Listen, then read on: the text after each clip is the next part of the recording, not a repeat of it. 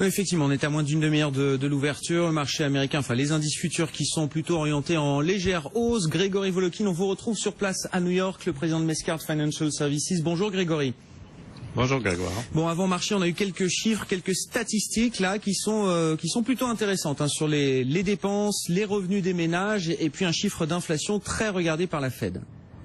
Oui, en fait, ils sont intéressants ces chiffres parce que qu'il y ait une baisse des dépenses des ménages au mois de décembre de 0,3% n'est pas quelque chose de particulièrement surprenant puisqu'on sait que les dépenses de fin d'année avaient été étalées sur plus que 2 ou 3 mois. Augmentation des revenus de 0,3%, un peu plus que ce qui était attendu, c'est quelque chose qui est à saluer, mais surtout, qu'est-ce que ça fait? Moins de dépenses, plus de revenus, une grosse augmentation du taux d'épargne des Américains qui passe de 4,3 à 4,8%, c'est à noter. Et le chiffre que vous mentionnez, le chiffre que la Fed regarde, le Personal Consumer Expenditure, le PCE, ce que dépense l'individuel américain et quelle inflation il y a dans ses dépenses, est coincé à 1,3, ça fait des mois qu'il est à 1,3%, et il faut savoir que ce que la Fed souhaiterait, c'est que ce chiffre remonte vers les 2%.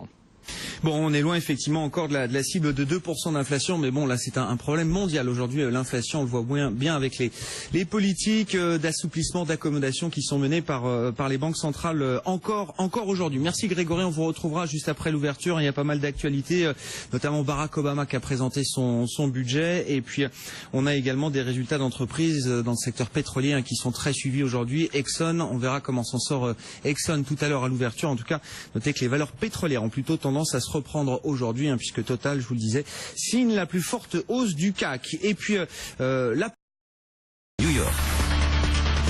Et on va retrouver Grégory Volokin, le président de Mescart Financial Services à New York. Rebonjour Grégory. Bon, démarrage un peu hésitant aussi pour Wall Street là après 20 minutes de cotation. Le mois de janvier aura été négatif et c'est vrai que là, bon, on n'a pas forcément envie de démarrer février d'une note très positive. Enfin, en tout cas sur la première demi-heure de cotation là. Oui, je dirais non seulement le mois de janvier était négatif, mais il y a eu un très fort retour de la volatilité sur les marchés, ce qui faisait que vous aviez des jours où les indices étaient en hausse de 1%, de 1,5%, des jours où ils étaient en baisse de 1,5%, ou bien des jours où ils se renversaient totalement. Ils avaient une tendance négative le matin, une tendance positive l'après-midi. Donc ce genre de configuration de marché n'est franchement pas encourageante pour les investisseurs. Et si on arrive à avoir des marchés qui se calment un tout petit peu, qui ne font rien pendant quelques jours, mais on serait très très heureux ici. Bon, est-ce qu'autour du pétrole et autour des valeurs pétrolières, là, est-ce qu'on peut estimer qu'on a peut-être touché un point bas, en tout cas que le marché est prêt peut-être à se repencher sur ces dossiers? On a eu la publication d'ExxonMobil là, cet après-midi. Quels sont les éléments que vous retenez, Grégory? Oui, il y a absolument rien d'encourageant dans la publication de Exxon, parce qu'en fait, leur production est en baisse un tout petit peu, 0,9%. Ça, c'est pas particulièrement grave, mais leurs revenus, alors, sont en chute libre. Si on regarde les revenus de ce qui est exploration, le upstream, c'est en baisse de 19%. Si on regarde les revenus de ce qui est downstream, c'est-à-dire tout ce qui est raffinage, produits raffinés, en baisse de plus de 40%. Alors là, c'est un peu ahurissant, et ils expliquent que cette baisse vient parce qu'en fait, ils sont obligés de faire beaucoup de travaux de maintenance dans leur raffinerie. Le seul secteur chez Exxon qui marche bien, c'est la chimie, avec une hausse de 30%, mais ça ne suffit pas pour que Exxon ait là des bons résultats. Donc, le rebond qu'on voit aujourd'hui, je dirais, sur les valeurs pétrolières, je dirais pas que c'est un signal de quoi que ce soit. Vous avez un rebond depuis 2 séances en fait sur le crude. Vous avez un rebond sur les indices pétroliers et c'est normal que les investisseurs qui sont très très peu exposés au secteur en rajoutent un tout petit peu, mais c'est à mes yeux pas un signal. Oui, on n'est pas loin de revenir autour de $50 hein, sur le baril de brut léger américain. On est autour de $49 cet après-midi. Bon, alors en plus il y a une grève dans les raffineries, je crois, Grégory. Alors, est-ce que c'est bon, c'est pas bon pour les prix du pétrole? Là, ça peut influencer les cours du brut si jamais ça perdurait? Oui, vous voyez à quel point de nouveau les marchés ne sont pas forcément logiques. Une grève dans les raffineries, c'est mauvais pour la demande en produits pétroliers, donc ça voudrait dire baisse des cours du pétrole, et c'est mauvais pour le consommateur américain parce que ça voudrait dire hausse du pétrole à la pompe. Donc en fait, en regardant les marchés aujourd'hui, ils n'ont pas du tout réfléchi à ça, et je dirais que c'est sûrement plus un rebond technique du cours du pétrole qu'autre chose. Bon, alors on a aussi l'aspect politique avec le budget d'Obama pour 2016, je crois. Grégory, qu'est-ce qu'on trouve dans ce budget, alors qui sera évidemment très largement discuté, critiqué, amendé. Voilà, c'est la proposition de Barack Obama là. Oui, d'abord la première chose qu'il faut savoir, c'est que c'est un budget qui sera jamais mis en application. Hein. Donc c'est un projet, il ne passera jamais dans l'état dans lequel il est. Il ouvre quand même la porte à la discussion sur un sujet extrêmement important, qui est le sujet fiscal. Et je m'explique. Il propose que les profits des compagnies qui sont à l'étranger, vous savez que vous avez énormément de profits de compagnies américaines à l'étranger, plus de 2 trilliards de dollars, que ces profits, s'ils sont rapatriés, soient imposés à hauteur de 14%, et que ces 14% qui rentrent dans les caisses de l'impôt servent à créer un fonds pour développer les infrastructures. C'est un sujet qui est assez porteur, sur lequel les républicains et les démocrates peuvent peut-être avancer. On est assez loin sur les chiffres entre les républicains et les démocrates. Les républicains voudraient plutôt que ces profits soient taxés à 6%, mais enfin au moins ça c'est une porte qui est ouverte à une discussion qui pourrait être intéressante et potentiellement positive pour l'économie américaine. Mais évidemment, Obama étant Obama, demande aussi des hausses d'impôts sur les gains en plus-value, en sachant tout à fait que ça c'est un secteur de discussion dans lequel les républicains ne seront jamais d'accord. Donc il y a du bon, je dirais, il y a du mauvais qui est plus politique qu'autre chose, et ça va être très très intéressant de voir à quel point les démocrates et les républicains pourront peut-être dégager quelque chose qui sera dans l'intérêt commun plutôt que juste dans l'intérêt de leur parti. Bon, et puis un dernier mot de la météo, je crois, Grégory, parce que alors là, ça vous a un peu pris par surprise, mais il y a à nouveau des perturbations météo autour de New York et sans doute une activité qui sera encore perturbée aujourd'hui. Hein. Les écoles sont fermées notamment. Là. Oui, les écoles sont fermées. Ils n'osaient pas hier prévoir qu'il y aurait de la neige parce que vous savez qu'ils s'étaient fait vraiment un peu gronder après le catastrophisme de la semaine dernière. Résultat, c'est pire que la semaine dernière. Moi, je me suis retrouvé dans la glace et dans la neige jusqu'aux genoux. Mais enfin, ça fait du bien de dire que il n'y a pas de tempête et que c'est pas couvert par les médias. Pour une fois, je me sentais un peu mieux. Bon, cette fois, ils n'ont pas osé le dire. Bon, merci beaucoup en tout cas, Grégory, d'être avec nous pour suivre ces marchés actions américains. Le président de Mescard Financial Services. Wall Street sans véritable tendance. Bon, petit retrouvé sur place Grégory Volokin, le président de Mescard Financial Services. Grégory, on vous retrouve après une heure de cotation. Il y a déjà eu pas mal de statistiques là qui sont tombées depuis le début de la séance chez vous à New York.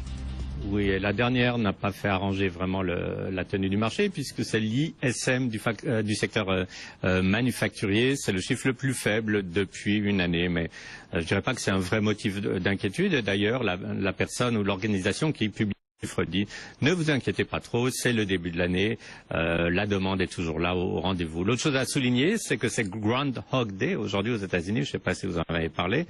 Il y a cette fameuse marmotte en Pennsylvanie, quand elle sort de son terrier, si elle voit son ombre, ça veut dire que l'hiver va durer encore 6 semaines. Elle a vu son ombre, donc c'est un événement très très médiatisé et très important ici. Le jour de la marmotte qui intervient alors que vous êtes alors je sais pas si la tempête de neige a commencé, en tout cas elle est prévue aujourd'hui à nous, semble-t-il, Grégory. Mais c'est vrai que les prévisionnistes maintenant ne veulent même plus faire de prévisions après s'être trompés la dernière fois sur la tempête du siècle. Voilà, là ils ont été très discrets ce week-end. Ils parlaient surtout du Super Bowl et ils n'osaient pas parler de la météo. Mais le résultat, c'est vrai, on a de la glace, quelques centimètres de neige mélangés. Enfin, c'est très désagréable et tout le monde est de très mauvaise humeur ce matin. Bon, qu'est-ce qui fait l'actualité chez vous aujourd'hui? Il y a les statistiques, je le disais, puis il y a ce qui se passe autour du pétrole. Là, c'est vrai qu'on a les 2 séances maintenant de rebond du marché pétrolier, des cours du pétrole. Enfin, on a l'impression qu'on s'est peut-être stabilisé à court terme. Et puis un secteur pétrolier aussi là qui peut-être repart un petit peu en bourse. Que faut-il en penser là, Grégory?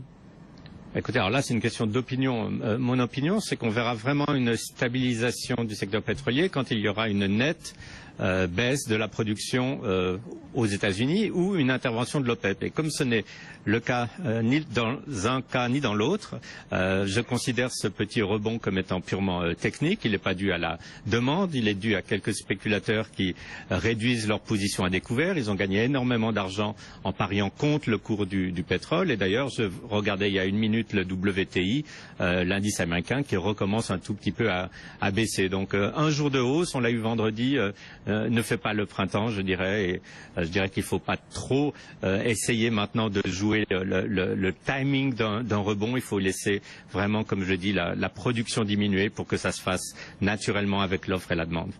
Bon, et puis alors dans la ligne de mire des investisseurs, là ce sera sans doute peut-être le chiffre le plus regardé cette semaine. En fin de semaine, vendredi, on aura le rapport mensuel sur l'emploi.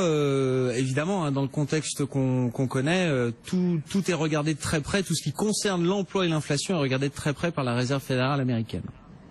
Oui, ce qui est à noter aussi, c'est qu'on arrive à une sorte de dichotomie maintenant aux États-Unis où l'emploi va mieux, où les chiffres quand même macroéconomiques sont excellents, et puis ça fait maintenant 6 semaines que les marchés baissent. Donc c'est un peu une nouvelle situation.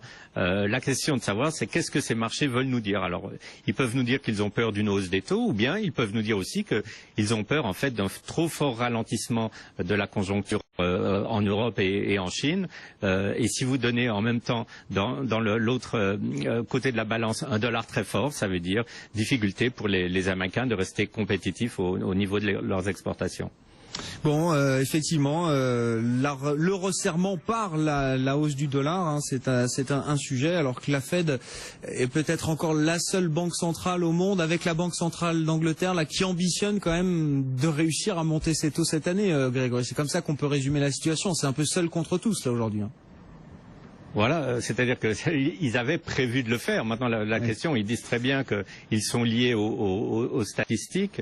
Ces statistiques n'indiquent aucune inflation. Donc, c'est une décision qui va être très difficile à prendre, et peut-être que ce qu'ils vont faire, c'est juste dire ok, on va monter les taux une fois pour voir, 0,25 points de base, ça changera absolument la vie de personne, mais au moins ils auront montré qu'ils avaient préparé le marché à cela et ils sont prêts à être au moins vigilants.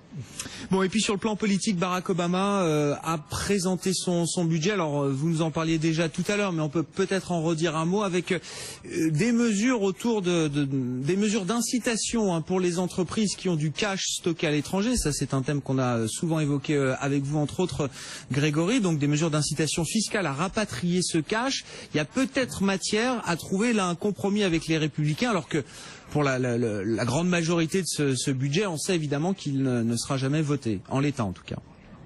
Oui, alors tout ce qui est augmentation d'impôts et mesures sociales, les Républicains vont être automatiquement contre. Quand on parle de baisse d'impôts, ce qui fait partie des programmes républicains, quand on parle de rapatrier cet argent avec des conditions fiscales avantageuses, on peut trouver un accord entre les deux parties. Alors maintenant, ça va se jouer à un niveau, je dirais, de pourcentage. À quel pourcentage on va taxer cet argent qui revient? Obama propose 14,5%. Les Républicains aimeraient 6,5%. Il y a une grosse différence, mais on peut tout à fait imaginer que ces partis se mettent d'accord à un niveau de taxation de 10%. Alors, ça a l'air de rien, mais imaginez qu'il y a 3 000 milliards d'argent des compagnies américaines en Europe. Si vous ramenez 3 000 milliards que vous taxez à 10%, ça fait 300 milliards de dollars. Ça fait un très joli déjà pactole, par exemple, pour consacrer de l'argent aux infrastructures qui en ont bien besoin aux États-Unis. Et ça aussi, ça pourrait être un sujet sur lequel les démocrates et les républicains pourraient se mettre d'accord. Bon, voilà, peut-être sur ces mesures d'incitation à rapatrier le cash, en baissant évidemment le taux auquel cet argent pourrait être taxé s'il revenait sur le territoire américain. Merci beaucoup Grégory, merci d'avoir été avec nous, hein, tout au long de cette séance et de ce début de séance chez vous à New York, le président de Mescart Financial Services, Wall Street qui continue dans la lignée de janvier.